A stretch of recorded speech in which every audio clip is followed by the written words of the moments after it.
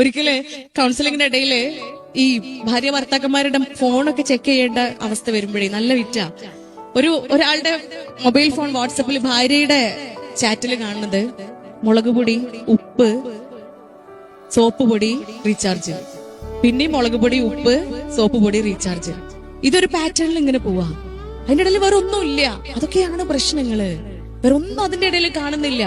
ഒരു കപ്പിൾ ഗാദറിംഗിൽ പറഞ്ഞു കൊടുത്ത സ്നേഹം പ്രകടിപ്പിക്കണം. അതുകൊണ്ട് നിങ്ങൾ ഐ ലവ് യു എന്നൊക്കെ പറയാ, ഐ ലവ് യു എന്നൊക്കെ ഒന്ന് സെൻഡ് ചെയ്യാ.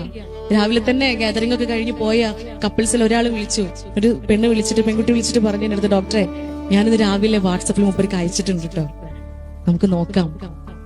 വൈകുന്നേരം വിളിച്ചവൾ അതിന്റെ റിപ്ലൈ തന്നു. ഉച്ചയായിട്ട് മൂപ്പര് അതിനൊരു റിപ്ലൈയും തന്നിട്ടില്ല. ഏകദേശം 3 മണിയൊക്കെ ആയപ്പോഴത്തേന് ഡബിൾ ടിക്കൊക്കെ കണ്ട് ബ്ലൂ ടിക്കൊക്കെ വന്നിട്ടുണ്ട്. വന്നു കഴിഞ്ഞിട്ട് മൂപ്പര് പറഞ്ഞു, ഇത്രേ ഈ പറഞ്ഞ സാധനങ്ങളൊക്കെ വാങ്ങിയിട്ടുണ്ട് കേട്ടാ, പക്ഷെ അവസാനം എഴുതിയ സാധനം ഒരു സൂപ്പർ മാർക്കറ്റിൽ കിട്ടാനില്ല എന്ന്.